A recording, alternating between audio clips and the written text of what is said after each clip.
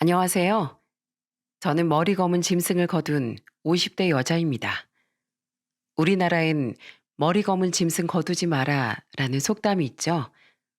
이런 속담이 나온 이유는 고마움을 알기는커녕 은혜를 원수로 갚는 사람들이 많아서인 것 같아요. 그렇다면 머리 검은 짐승을 거둔 저에겐 대체 어떤 일들이 벌어졌을까요? 지금부터 저의 기막힌 사연을 들려드릴게요. 24살이 되던 해 저는 중매를 통해 남편을 만났습니다. 아버지를 일찍 여인 전 엄마 동네에서 작은 구멍가게를 하며 살아가고 있었는데 싹싹하게 장사를 잘하는 제가 마음에 들었던지 중매쟁이가 남편의 집에 다리를 놓아주었죠. 남편은 건축회사를 하는 집의 장남이었고 부유한 집안인 만큼 챙길 식구도 집안의 행사도 많은 집이었어요. 1년에 구정과 추석은 기본으로 챙겨야 했고 고 조부모님, 증조부님, 또 조부모님까지 각각 기일에 맞춰 제사를 지내야 했으니 챙겨야 할 가족 제사가 6개, 계절마다 벌초도 다녀야 했죠. 여기에 때마다 모이는 친척들이 80명 가까이 되었으니 준비해야 할 음식의 양도 어마어마했어요. 요즘 아가씨들이 들으면 혼비백산하며 도망갈 조건이겠지만 엄마와 단둘이 살아온 전 조금 정신 없을지언정 가족들과 살 부대끼며 사는 것이 좋아 보였어요. 물론 듬직해 보이는 남편도 마음에 들었고요. 결국 얼마 뒤 저희는 결혼을 하게 되었죠. 시댁에선 크고 화려한 예식장을 잡았고 그게 부러웠던 건지 아니면 배가 아팠던 건지 결혼식장에 온 제 친구들은 입이 떡 벌어진 채 한마디씩 하더군요. 정수가, 너 정말 남편 잘 잡았다. 세상에 결혼식장 엄청 고급스럽고 예쁜 거 있지? 그러게. 이제라도 부자 남편 만나서 얼마나 다행이야. 정수기 애 아버지 일찍 돌아가시고 진짜 고생 많이 했잖아. 야, 넌 이렇게 좋은 날 무슨 그런 슬픈 얘기를 해. 참, 정수가, 네 남편 친구들 중에 괜찮은 사람 있으면 나도 소개해줘라. 어? 사람들의 부러움을 살 만큼 아름다운 결혼식을 마친 뒤 저는 정말 잘 살 생각이었어요. 시부모님 공경하고 남편 내조 잘하는 이시 집안의 맏며느리가 되어 행복한 가정을 꾸릴 거라 결심했죠. 하지만 그런 제 결심이 무색하게도 시집 온 지 채 1년도 되지 않은 어느 날 집안이 풍비박산 나고 말았습니다. 어느 날인가부터 퇴근 시간이 점점 늦어지고 휑한 얼굴로 술을 마시고 들어오는 날이 많아지던 남편은 제게 이렇게 묻더군요. 여보, 혹시 우리 통장에 모아둔 돈 얼마나 돼? 아니, 갑자기 돈은 왜요? 그게 회사의 자금 운영이 조금 어려워져서 이리저리 자금을 융통해 보려고 하는데 쉽지가 않네. 아, 이러다가 진짜 회사 넘어가게 생겼어. 회사가 넘어갈지도 모른다고요? 아니, 어쩌다가 그런 일이 생긴 거예요? 아니, 지금 그런 걸 따질 땐 아니고, 그래서 돈이 급하다고요? 얼마나 필요한 건데요? 저도 은행이랑 여기저기 알아볼게요. 그날 이후 저희 부부와 시부모님은 회사에 필요한 자금을 마련하기 위해 사방팔방 뛰어다녔어요. 하지만 회사가 고꾸라지는 건 순식간이었고 미처 손 써볼 틈도 없이 회사는 부도 처리되고 말았죠. 그 뒤로 연일 찾아오는 빚쟁이들 때문에 저희 가족은 서울에 있는 집을 팔아야 했던 건 물론 시골에 있던 땅까지 모두 처분해야 했어요. 그러고 나니 서울 변두리에 작은 집을 얻을 수 있는 돈만 남더군요. 대궐 갔던 집에서 작고 허름한 방 2개짜리 집으로 옮기자 시어머니는 시아버지를 원망하며 잡돌이하기 시작했어요. 내가 진짜 당신 때문에 못 살아. 아휴, 이런 거지 같은 집에서 나보고 어떻게 살라고. 아니, 대궐 같은 집 날리고 이게 무슨 팔자에도 없는 생고생이야. 아이고, 강미자 인생 망했네, 망했어. 시어머니는 오열하고 또 오열하다가 머리를 싸매고 들어누우셨고 시아버진 그 옆에서 줄담배만 태우셨어요. 대체 어쩌다 이 지경이 되어버린 건지 저희 가족은 그저 착잡할 뿐이었답니다. 하지만 그런 저희 가족의 심정과는 상관없이 시간은 흐르고 어느새 저녁을 먹을 시간이 되었죠. 아버님, 어머님, 밥 다 됐어요. 나와서 식사하세요. 난 생각 없다. 이 양반도 아까부터 머리가 아프다고 궁시렁거리더니 일찍 자는구나. 참나. 대체 자기가 무슨 염치가 있어서 아프다고 하는지 원. 아무튼 우린 됐으니 너희끼리 먹으려무나. 그래도 뭘 드시긴 하셔야 할 텐데요. 그럼 밖에 차려두긴 할 테니까 나중에 시장하시거든 나와서 드세요. 결국 저희 부부는 시부모님 없이 간단하게 저녁을 먹은 뒤 일찍 잠자리에 누웠어요. 이사도 하고 시부모님 심기도 살피느라 이리저리 힘들었는지 전 눕자마자 기절하듯 잠에 빠져들었죠. 그런데 얼마쯤 지났을까 째지는 듯한 시어머니 비명소리에 저는 눈을 떴어요. 놀란 저희 부부는 얼른 안방으로 건너갔죠. 어머니, 무슨 일이에요? 현철아, 네 아버지가 이상해. 얼른, 얼른 병원에 가보자꾸나. 충격적이게도 시아버진 숨을 쉬지 않고 계셨어요. 남편은 서둘러 시아버지를 병원으로 옮겼지만 이미 너무 늦은 뒤였죠. 시아버지의 사인은 급성 뇌출혈로 과도한 스트레스가 원인인 것 같다고 했어요. 그나마 큰 고통 없이 주무시듯 돌아가신 것이 다행이라면 다행이라고 의사가 말하더군요.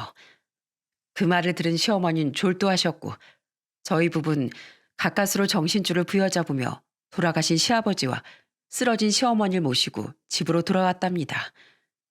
지금은 다 병원에서 장례를 치르지만 그때만 해도 집에서 장례를 치렀거든요.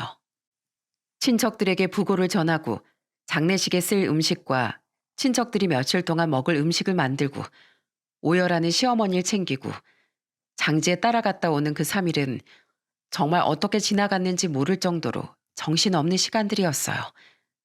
그래도 아버지를 잃은 남편을 위해 또 저는 이 집안의 맏며느리니까 묵묵히 제 책임을 다했죠.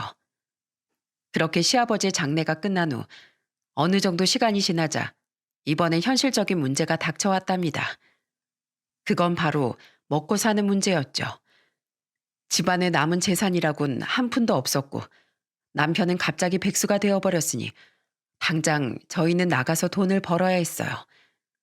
그리고 얼마 뒤 저희 부부는 집 근처에 있는 옷공장에 취직했답니다.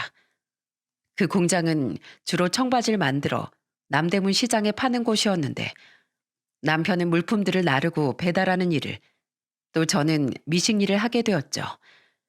시장이 열기 전에 물건을 배달해야 하니 남편은 새벽까지 공장에 출근하는 날이 많았어요. 아직 해도 뜨지 않은 시간에 출근하는 남편이 안쓰러워 저는 항상 남편과 같이 일어나 미숫가루라도 타서 그 손에 꼭 쥐어주었죠. 그런데 이런 제 노력에도 불구하고 시어머니 눈에 저는 모자란 며느리였어요.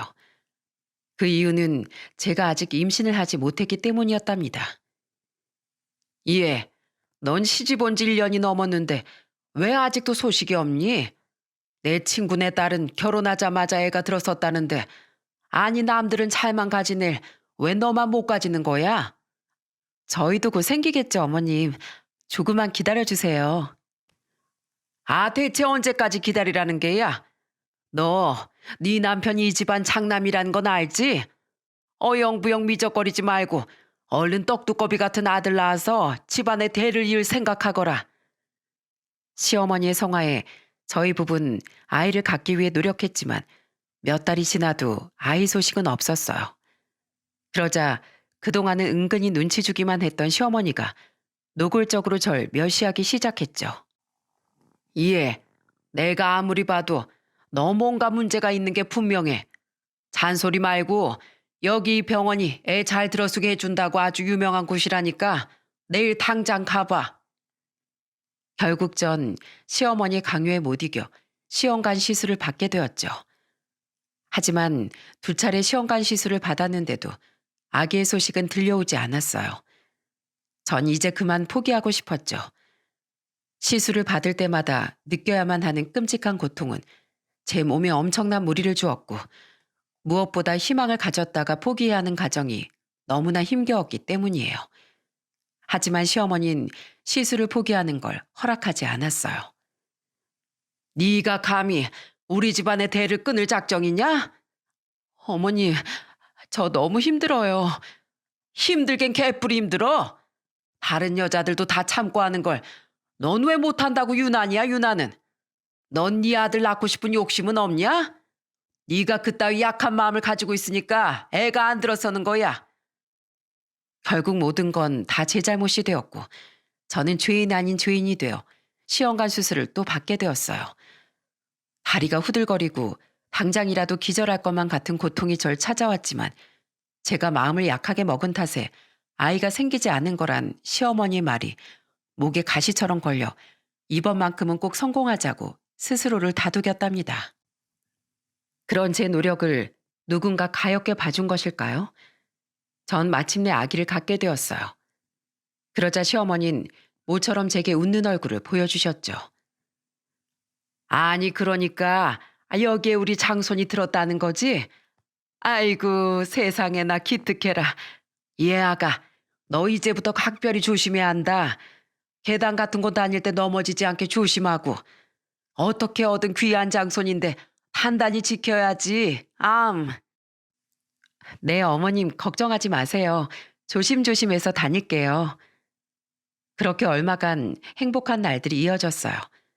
시어머니는 마치 어미새라도 된 듯 살뜰하게 절 챙기셨고 전 앞으로 만나게 될 아기를 기다리며 편안하고 평화로운 하루하루를 보냈죠. 하지만 그 행복은 오래가지 못했답니다. 어느 새벽 출근을 하기 위해 일어난 전 순간적으로 배에 통증을 느꼈고 얼른 남편을 깨웠습니다. 여보, 얼른 일어나봐. 나, 나 배가 이상해. 너무 아파.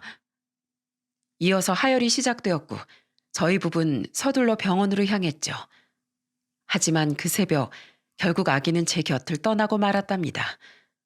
의사 선생님은 처음부터 불안한 임신이었다고 이렇게 된 것이 제 탓이 아니라고 해주셨지만 시어머니의 생각은 달랐어요. 태어난 뒤 미역국을 먹고 있는 절 물끄러미 보던 시어머니는 갑자기 화가 치밀어 올랐는지 밥상을 엎어버리셨죠. 넌 지금 밥이 목구멍으로 넘어가냐? 내가 그렇게 조심하라고 당부를 했건만 세상에 그 아까운 걸 그렇게 흘리고 말어. 어머님, 저도 너무 힘들어요. 우리 아기 그렇게 보내고 저도 딱 죽고 싶은 심정이라고요. 이게 지금 뭘 잘했다고 소리를 바락바락 질러? 막말로 옛날엔 여자가 애 못 낳으면 죄스러워서 고개도 못 들었어. 요즘은 세상 참 좋아졌지. 아주 여자들만 노난 세상이야. 그때 소란을 들은 남편이 들어왔어요. 어머니, 저희 이제 아이 안 가질 거니까 이 사람 그만 좀 잡돌이 하세요. 뭐? 뭐가 어쩌고 저째? 아이고, 아들 키워봤자 다 소용없다더니 이게 마누라한테 빠져가지고 정신을 못 차리는구나. 네, 아들 키워봤자 아무 소용 없습니다. 그러니까 이제 장손 타령 좀 그만하시라고요. 그 길로 시어머니는 몸져 누우셨지만 저는 든든한 남편에게 고마움을 느꼈죠. 비록 우리 부부에게 아이라는 축복은 찾아오지 않았지만 그래도 서로 의지하면서 잘 살면 될 거라는 생각이 들었어요. 그런데 며칠 뒤 예상치 못한 일이 벌어지고 말았답니다. 남편에겐 나이 차이가 꽤 나는 남동생이 있었는데 어렸을 때부터 사고도 많이 치고 성격도 좋지 않아서 남편과는 사이가 좋지 않았다고 해요. 몇 년 전엔 사업을 한다고 집에 돈을 달라고 했다가 시부모님이 거절하자 집과 아예 연을 끈다시피 하며 저희 부부 결혼식에도 시아버지의 장례식에도 참석하지 않았던 사람이죠. 그런 사람이 갑자기 결혼을 하겠다며 웬 여자를 데리고 나타난 거예요. 알고 보니 둘은 이미 사고를 친 상태였고 그 말을 들은 시어머니는 대번에 화색이 되어 시동생의 결혼을 찬성하고 나섰죠. 아니 그러니까 여기에 우리 손주가 들어있다고? 네 어머님 배 한번 만져보실래요? 그래도 되겠니? 어디 보자. 아이고 아이고 예쁜 거 벌써 배가 살짝 나왔구나. 아유 가만히 있자. 이럴 때가 아니지. 드레스 입으려면 얼른 결혼식을 올려야겠어. 결국 시동생 부부는 시어머니가 가지고 계셨던 얼마 안 되는 쌈짓돈과 축의금 명목으로 저희 부부에게서 가져간 돈을 가지고 결혼식을 올렸고 얼마 후 시어머니가 손꼽아 기다리던 시동생 부부의 아이가 태어났죠. 불행인지 다행인지 아이의 성별은 아들이었어요. 장하다 장해. 아이고 드디어 답답했던 속이 확 뚫리는 게 둘째 니 덕에 이제야 내 소원 성취했다. 어? 내가 진짜 이런 기분이면 내일 당장 죽어도 여한이 없어요. 어머, 어머님도 참 앞으로 손자 재롱도 보시고 용돈도 많이 주셔야지 돌아가시면 어떡해요. 참 애기 이름은 준수라고 지었어요. 얼마 전에 유명한 철학관에 갔는데 준수라고 이름 지으면 나중에 커서 판검사 된다고 하더라고요. 아이고 그래. 우리 준수 나중에 판검사 되면 이 헬미 호강시켜 주려무나. 아이고. 시어머니는 입이 귀에 걸려 하루 종일 웃고 다니셨죠. 그런 시어머니를 보며 남편은 제 기분을 살폈지만 사실 전 조카가 태어난 게 좋았어요. 뽀얗고 작은 아긴 마치 천사 같았으니까요. 제 아이는 아니었지만 저는 조카가 엄청 예뻤답니다. 하지만 시동생 부부는 조카를 낳은 후부터 말도 안 되는 행동들을 하기 시작했습니다. 명절엔 명절 당일 아침이 되어서야 나타나더군요. 저는 순간 화가 나서 이렇게 따졌어요. 동서, 이렇게 늦게 오면 어떡해. 늦으면 늦는다고 연락을 해주던가. 나 혼자 얼마나 고생했는지 알아? 그러자 시동생이 동서의 앞을 가로막고 제게 이렇게 말하더군요. 아, 형수도 참. 여기 오면 요리하랴, 시어른들 모시랴 고생해 하는데 아기 엄마인 우리 마누라가 그럴 시간이 어딨어요? 이런 날은 할 것 없고 시간 남아돈 형수가 고생 좀 해줘야죠. 맞아요, 형님. 게다가 우리 준수가 하도 낯을 가려서 저한테 안겨있지 않으면 자꾸 울어서 어쩔 수가 없었어요. 형수는 아이가 없어서 잘 모르겠지만 부모들만 아는 그런 고충이 있다고요. 아, 그리고 막말로 아이가 없으면 요리라도 해야지. 우리 마누라 아기 보느라 바쁘잖아요. 안 그래요? 참 얄밉기도 하고 솔직히 상종도 하고 싶지 않았습니다. 그러던 어느 날이었어요. 시동생 부부가 우리에게 돈을 빌려달라는 게 아니겠어요? 대출빚, 카드빚 막아야 한다며 돈을 빌려달라는 겁니다. 평소에 그렇게 사치라고 다니더니 결국은 카드 돌려막기 하다 터져버린 거였어요. 하지만 저희 상황도 좋지 않았고 어차피 빌려주면 못 받을 거 뻔했기 때문에 저는 강하게 거절을 했죠. 그러자 이번엔 시어머니가 악다구니를 쓰기 시작했어요. 이 못된 것 같으니라고. 명색이 만면이라는 게 아주 형제지간을 갈라놓으려고 하는구나. 형제끼리 서로 돕고 살게 하지 못할 망정 어디 감히 나서서 회방을 놓아? 네, 어머님 저 못된 며느리예요. 그런데요, 저 못됐지만 호구는 안 해요. 그러니까 어머님도 서방님도 동서도 우리가 도와줄 거라는 일말의 기대도 하지 마세요. 아이고 저 못된 것 같으니라고. 이래서 옛날부터 집안에 여자가 잘 들어와야 한다고 하는 게야. 저것 때문에 우리 집안 다 망하고 말지. 아이고 조상님들 저 좀 몹쓸 것 좀 잡아가세요. 아이고. 그렇게 시어머니는 저에게 저주에 가까운 말들을 쏟아냈지만 그래도 전 마음을 바꾸지 않았어요. 결국 시동생 부부는 신용불량자가 되었고 자신들이 살던 월세방에서도 쫓겨나 저희 집에 들어와 살게 되었죠. 그 과정에서 알게 된 충격적인 사실은 시동생 부부가 카드비만 진 게 아니라 주변 지인들에게 거짓말을 하고 다니며 사기로 빚을 잔뜩 졌다는 것이었어요. 대체 무슨 정신으로 그런 짓을 저지른 건지 저희 부부는 충격으로 말도 나오지 않았지만 시동생 부부는 아무 생각도 없어 보였죠. 뭐 빚이야 갚으면 되지. 우리 아직 젊고 능력도 있는데 어떻게든 되지 않겠어? 그 뻔뻔한 말과 태도에 저희 부부는 그야말로 할 말을 잃고 말았죠. 변변한 직업도 없이 빚만 산더미같이 있는 주제에 시동생 부부는 당당하기 짝이 없었어요. 그러면서 동시에 이 세상 모든 것을 불만스러워했죠. 식구는 많은데 화장실은 하나밖에 없어서 시어머니랑 같이 사는 게 불편해서 또 형님 부부 눈치 보며 살기 싫어서 핑계도 참 가지각색이더라고요. 날이면 날마다 시동생 부부는 부부싸움을 해댔답니다.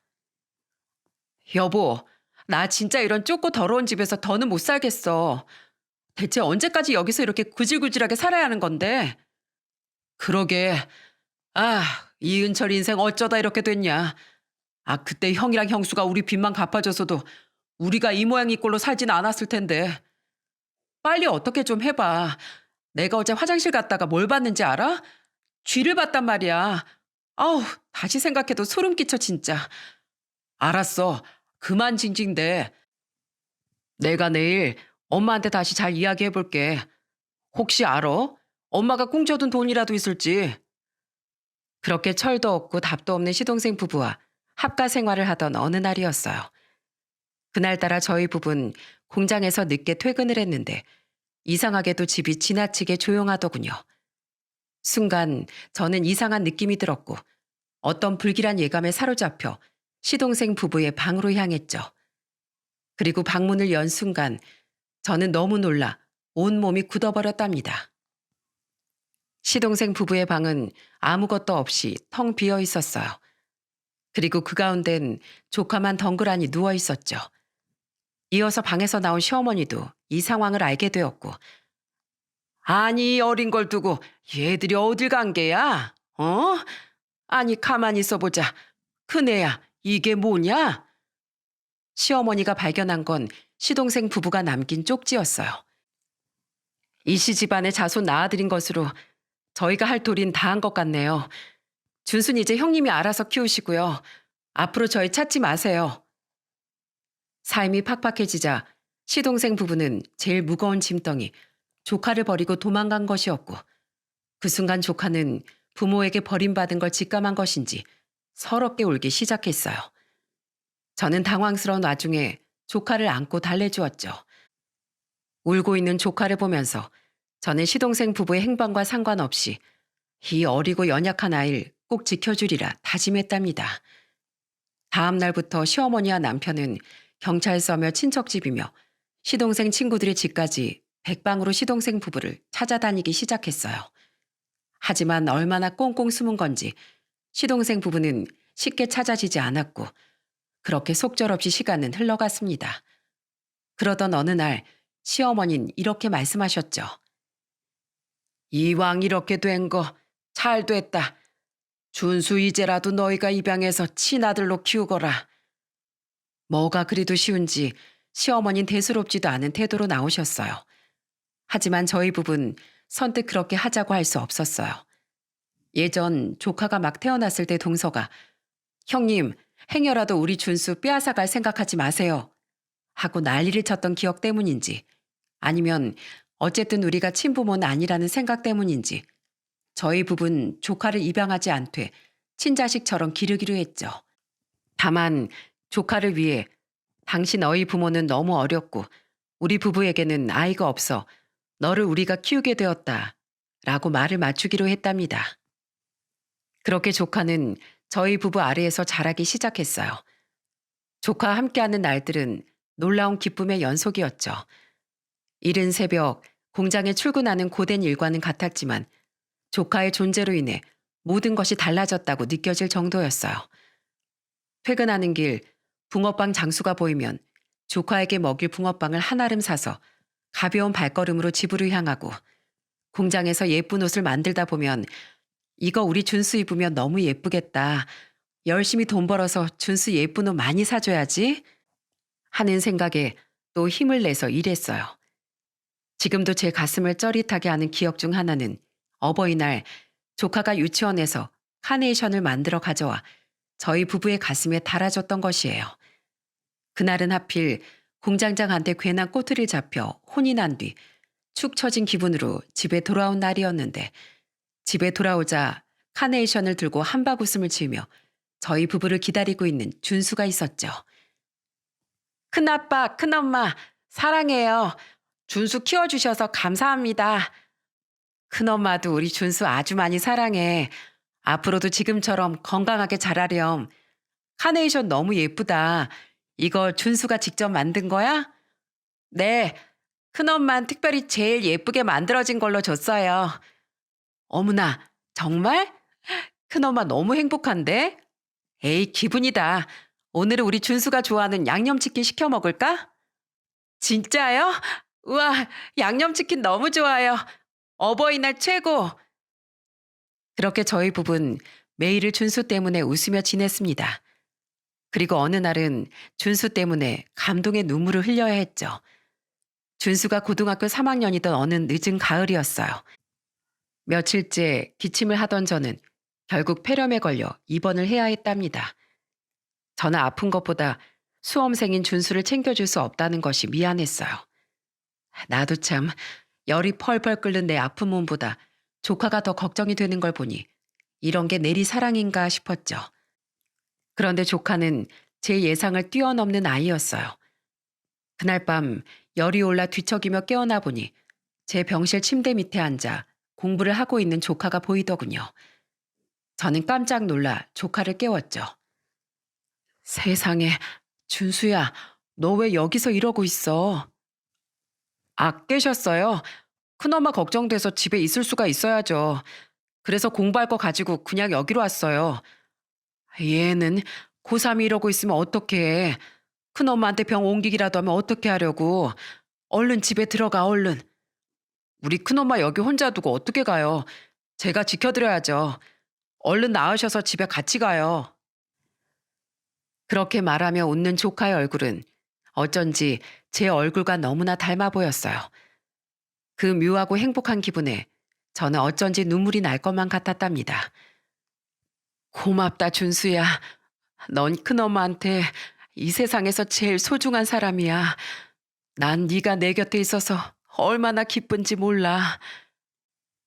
저는 진심을 담아 그렇게 말했고 조카는 제 마음을 다 안다는 듯 그저 제 손을 꼭 잡아주었어요.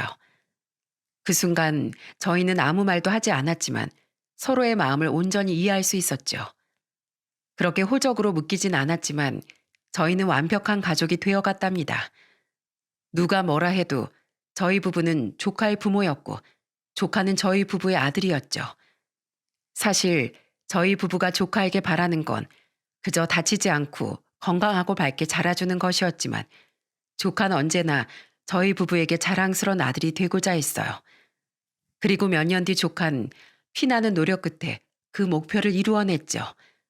우리나라에서 제일 큰 기업 중 한 곳에 턱하니 합격하던 날 조카는 커다란 꽃다발을 저희 부부에게 안겨주더니 넙죽 큰절을 올렸습니다. 큰아빠, 큰엄마, 그동안 저 이렇게 잘 키워주셔서 감사합니다. 아이고, 우리가 한 게 뭐가 있다고. 우린 그저 네가 이렇게 잘 자라주어서 고맙고 또 고마울 따름이야. 두 분이 왜 하신 게 없어요. 저 학교 입학식이며 졸업식마다 예쁜 꽃다발 들고 찾아와 주셨잖아요. 그럴 때마다 제가 얼마나 행복했는지 아세요? 또 예전에 저 어렸을 때 옆집 상준이랑 싸웠을 때요.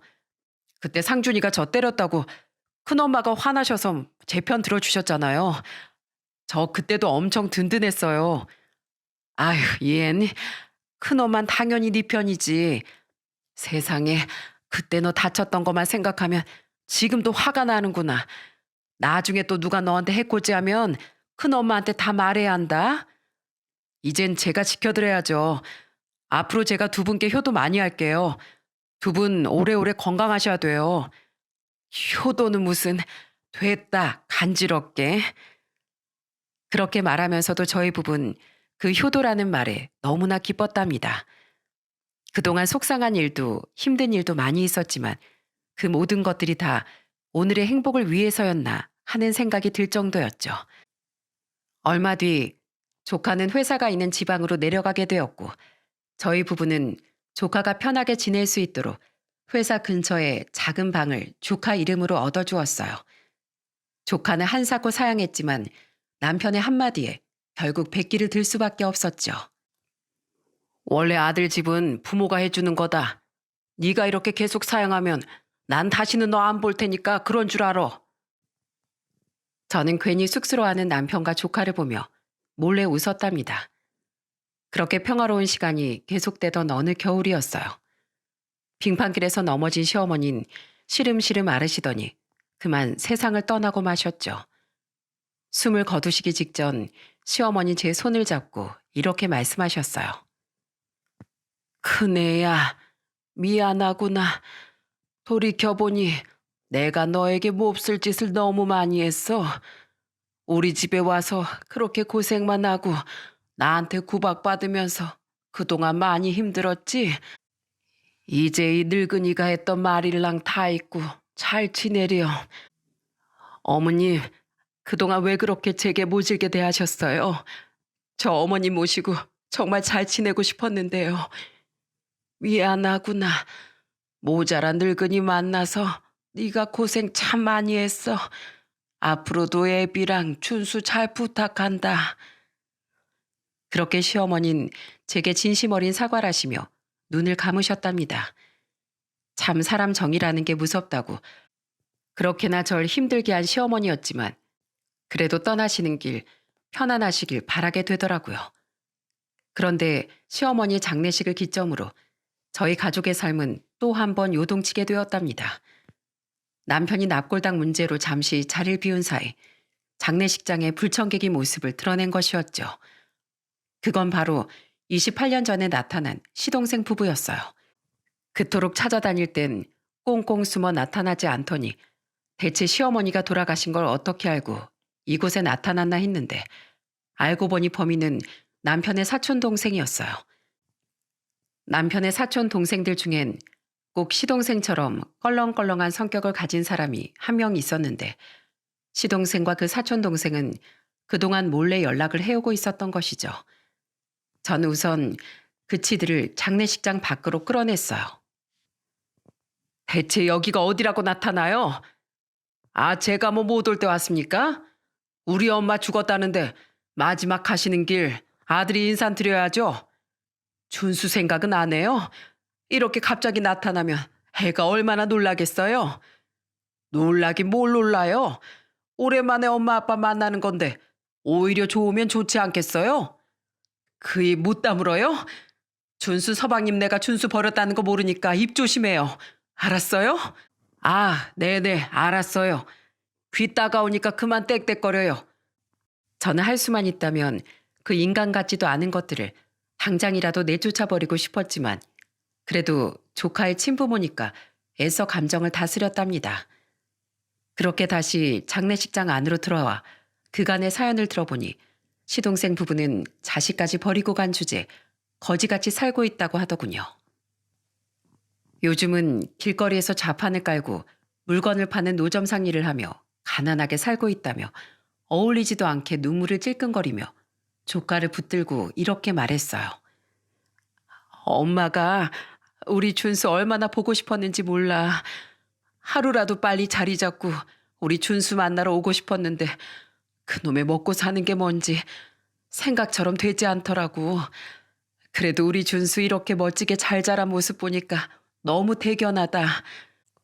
그래, 아빠도 우리 준수 이렇게 오랜만에 보니 너무 좋구나. 그나저나 어디 취직은 했고? 그런데 조카는 오랜만에 만난 친부모가 어색한 건지 다소 쌀쌀맞게 대답을 했죠. 그건 왜요? 오랜만에 만난 아들한테 물어볼 게 그런 거밖에 없어요? 아니야. 그런 게 아니고 네가 너무 멋지게 자라서 그렇지. 그냥 너에 대해선 다 궁금하니까. 그러거나 말거나 조카는 입을 꾹 다물었고 옆에 앉아있던 그 오지랖 넓은 남편의 사촌 동생이 쓸데없이 입을 보탰어요. 아, 준수 얼마 전에 대기업 들어갔잖아.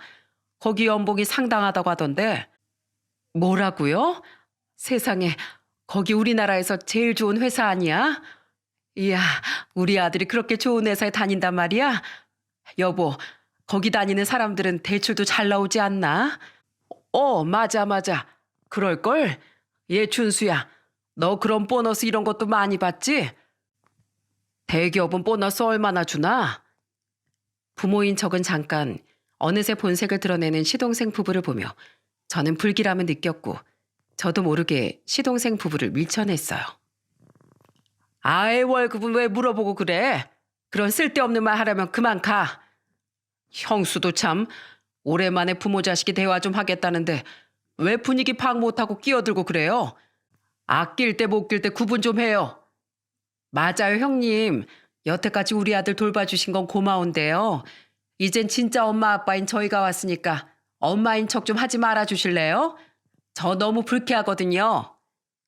그때 조카가 이렇게 소리치더군요. 큰엄마한테 소리치지 마세요. 그러면 저 안 참아요. 준수야, 네 엄마 아빠는 우리야. 네가 어떻게 우리한테 그럴 수 있니?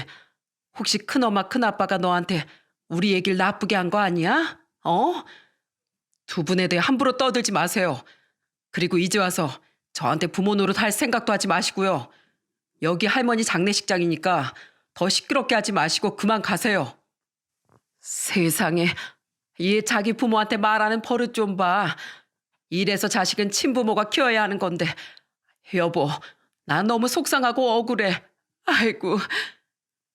동서는 뻔뻔하게도 큰 소리를 내며 불쌍한 척을 했고, 조카는 그러거나 말거나 제 손을 잡고 그 자리를 박차고 나왔어요. 얼마 후 볼일을 보고 돌아온 남편도 시동생 부부가 돌아온 걸 알게 되었고, 남편이 시동생의 멱살을 잡았죠. 네가 감히 여기가 어디라고 뻔뻔하게 얼굴을 들이밀어? 네가 양심 있으면 이럴 수가 있어?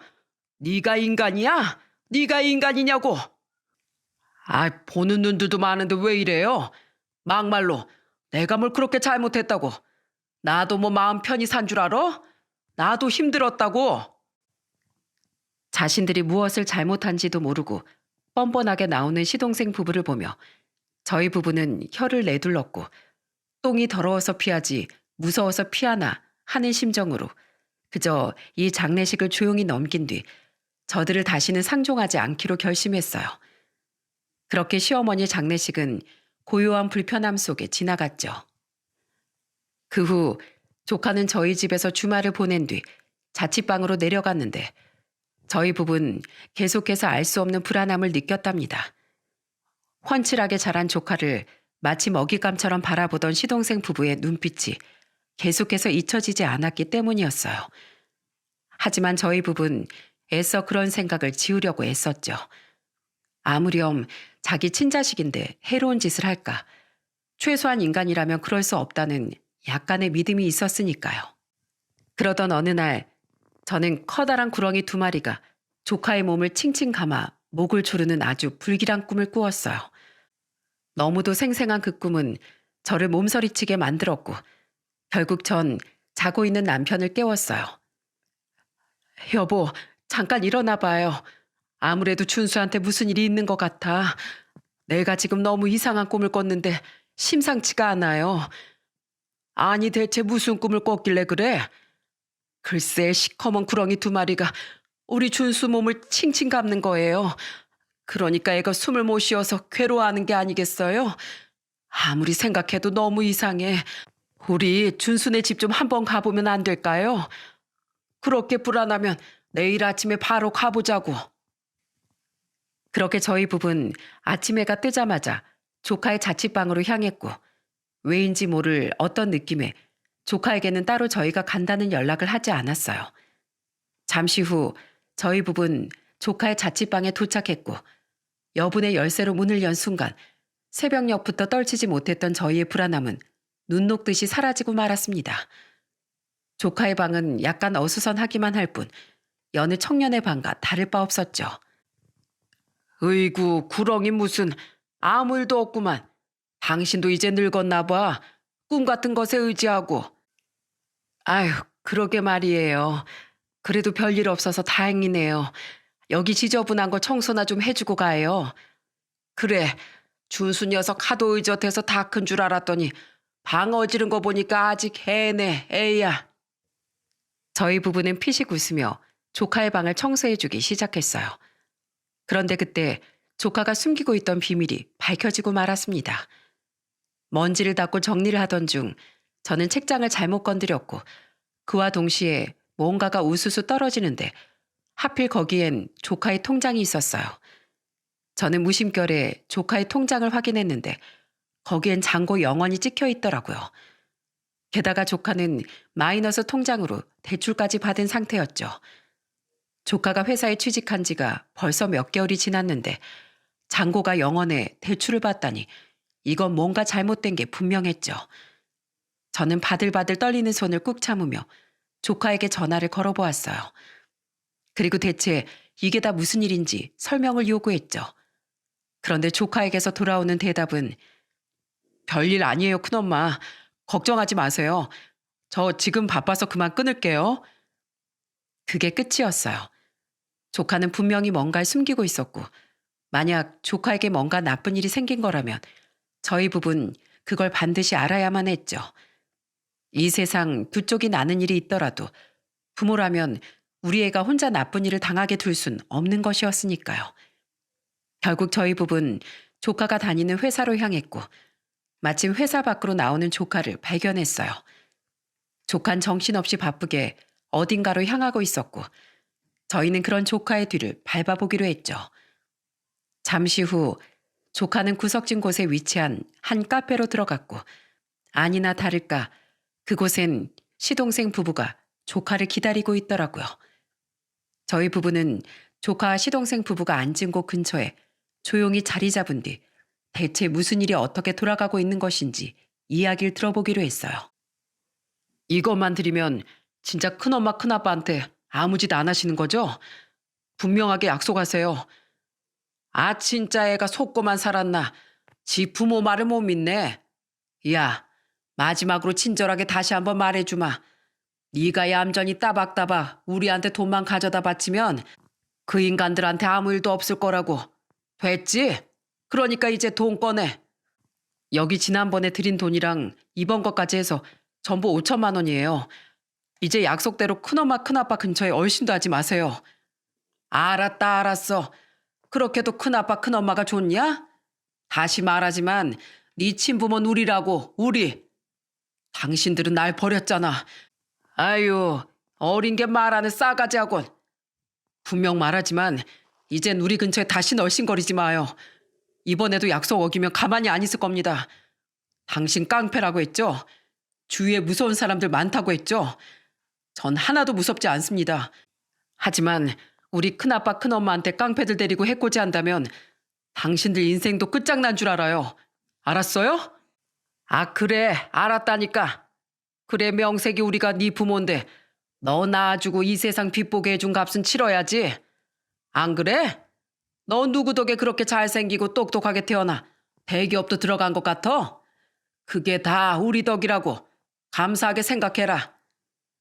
알고 보니 시동생 부부는 조카를 협박하고 있었다고 하더군요. 돈을 주지 않으면 회사에 쫓아갔고 우리한테도 해코지할 거라고 했다는 겁니다. 그래서 자신을 힘들게 키워준 큰아빠 큰엄마에게 혹여라도 무슨 일이 생길까 봐 그동안 돈을 주고 있었던 거였어요. 저는 분노로 몸이 부들부들 떨려왔어요. 하지만 그 순간에도 시동생 부부의 막말은 멈추지 않았죠. 아 그리고 너 이걸로 끝날 거라고 생각하지 마라. 한 달에 100만 원씩 주기로 한 거 기억하지? 네가 돈을 안 가지고 오잖아? 그러면 네 회사에 우리가 찾아갈 거야.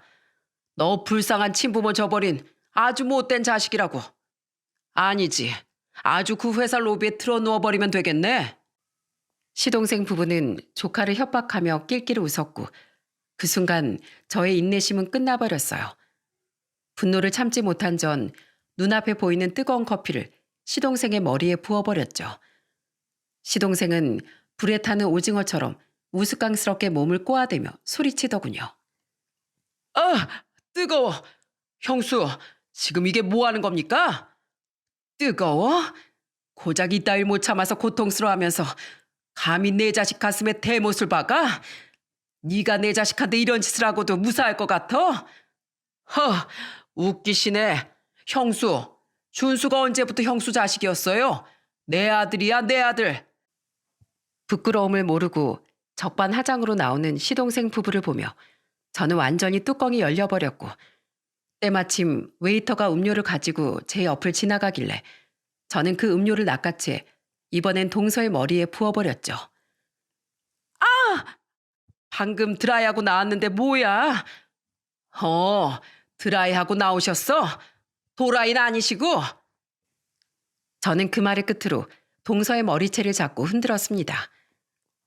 아파요. 아, 이것 좀 놔요. 아파? 아프긴 한가 보네. 난 이 머리 장식인 줄 알았지. 그렇게 아수라장이 펼쳐진 지 5분쯤 되었을까 경찰들이 카페에 들이닥치더군요. 난리가 계속되자 카페 사장이 경찰에 신고를 한 것 같았어요. 그런데 그 순간 묘한 일이 벌어졌답니다. 경찰을 발견한 시동생이 갑자기 기겁을 하더니 꽁지 빠지게 도망을 치기 시작하는 거예요. 그와 동시에 무엇을 감지한 것인지 조카가 시동생을 따라 달려나갔어요. 난리통에 경찰들도 서둘러 그들을 따라 나갔죠. 얼마 못 가 시동생은 조카의 손에 잡혔고 발악을 하는 시동생을 보며 경찰들은 수상함을 느꼈는지 바로 시동생의 신원 조회에 들어갔어요. 그리고 경악할 만한 진실이 밝혀지기 시작했죠. 알고 보니 시동생은 현재 사기죄로 지명 수배자인 상태였던 거예요. 신용 불량자 신세가 되어 먹고 살기 어려워진 시동생 부부는 사기를 치며 살아갔고 범죄를 저지르다 감옥에서 출소한 지 채 1년도 되지 않아 또 사기죄를 저질러 전국에 수배령이 내려진 상태였던 거죠. 한마디로 자기 자식을 이용해 먹으려다가 오히려 역으로 당해서 수갑이 채워지게 된 상황이었습니다. 얼마나 속이 시원했는지 모릅니다. 준수 이놈이 감히 애비를 경찰에 넘겨? 네가 그러고도 사람이냐? 애비 좋아하시네. 난 당신들 한 번도 애비 애미로 생각해 본 적 없어요. 제 부모님은 오직 큰엄마 큰아빠뿐이라고요. 제발 좀 양심이 있으면 이 대한민국에서 쓰레기 같은 짓 그만하고 감방에나 가서 정신 좀 차려요. 그리고 한 번만 더 찾아오면 그땐 이걸로 안 끝냅니다. 알았어요? 준수는 이후 자신이 이런 사람들의 핏줄이라는 것에 괴로워했죠. 그러자 저희 부부는 준수에게 이렇게 위로해 주었어요. 준수야, 누가 뭐라고 해도 넌 우리 아들이야. 그리고 이번 일로 넌 저들과의 그 질기고도 고통스러웠던 고리를 직접 끊어낸 거란다. 우린 그런 네가 너무 자랑스러워. 저희의 말을 들은 조카는 마음속 깊은 곳에 가지고 있던 어떤 아픈 부분이 녹아내리기라도 하듯 서럽게 울었고 저희는 그저 말없이 조카를 안아주었어요. 얼마 후 시동생은 결국 다시 감옥에 가게 되었습니다. 감옥에 가기 전 시동생은 저희 부부의 앞에 무릎 꿇고 제발 자신을 도와달라고 매달렸어요. 형수, 형님, 잘못했어요. 내가 돈이 너무 급해서 그만. 제발 나 변호사라도 빵빵하게 쓸 수 있게 마지막으로 좀 도와주시면 안 될까요? 안 낳아도 사람인데 어디 친아들 협박하고 싶었겠어요. 그래도 내가 준수 친부모인데 나 좀 도와줘야죠. 예? 그때 저희 부부는 조카를 살짝 바라보았답니다. 그러자 조카는 아주 단호한 얼굴로 고개를 가로젓더군요. 그 순간 저희도 마음의 결정을 내렸죠. 미안하지만 준수 부모는 우리 하나로 좋게. 앞으로 다신 준수 친부모 운운하며 우리 찾아올 생각하지 마. 준수한테 너 같은 부모는 필요 없으니까. 그렇게 시동생은 감옥에 들어갔고 들려오는 소문으론 찾아오는 가족도 없고 워낙 돈도 없으니 감옥 안에서도 아주 생고생을 한다고 하더군요. 하기야 생때 같은 어린 자식 버린 벌을 언제라도 안 받을 줄 알았다면 그거야말로 어리석었던 거겠죠. 동선 감옥에 가진 않았지만 빚만 산더미같이 있고 신용 불량자 신세이니 글쎄요. 어디에 있든 삶이 지옥 그 자체겠죠. 그렇게 일이 정리된 뒤 저희 부부와 조카는 깊은 대화를 나누는 시간을 가졌어요. 이제 조카에게 모든 진실을 밝혀야 할 시간이라는 생각이 들었기 때문이죠. 준수야, 사실 우리가 널 키우게 된 건 큰엄마, 저 다 알아요. 그분들이 절 버리고 떠났던 거죠. 혼자 남겨진 절 두 분이 걷어서 키워주신 거고요. 예전에 어렸을 때요. 어떤 친척분들이 소곤거리시면서 얘기하시는 거 들었어요. 세상에 어린 것이 얼마나 마음 아팠을꼬. 아니에요. 전 큰엄마 큰아빠 아래에서 자라면서 행복하기만 했는데요. 대신 이제부터라도 호칭 제대로 부르고 싶어요. 큰엄마 큰아빠가 아니라 엄마 아빠라고. 준수야, 그래 그렇게 하자. 넌 처음부터 우리 아들이었단다. 저는 요즘 그런 생각을 합니다. 어쩌면 제 아들은 제 배를 빌려 태어날 수 없어 기적처럼 먼 길을 돌아 절 만나러 온 것은 아닐까 하는 생각 말이죠. 저는 가슴으로 키워준 이 아들을 평생 사랑하며 옆에서 지켜줄 겁니다. 제 사연을 들으신 여러분 어떠셨나요? 옛 어른들처럼 그래도 머리 검은 짐승 거두는 것 아니다 라는 경고를 제게 하고 싶으신가요? 그렇더라도 드디어 겨우 행복을 움켜쥔 저희 가족을 위해 오늘은 응원의 한마디를 남겨주세요. 그 응원의 힘으로 저희 가족 예쁘게 살아가 보겠습니다. 그럼 여러분, 오늘도 행복한 하루 보내세요. 감사합니다.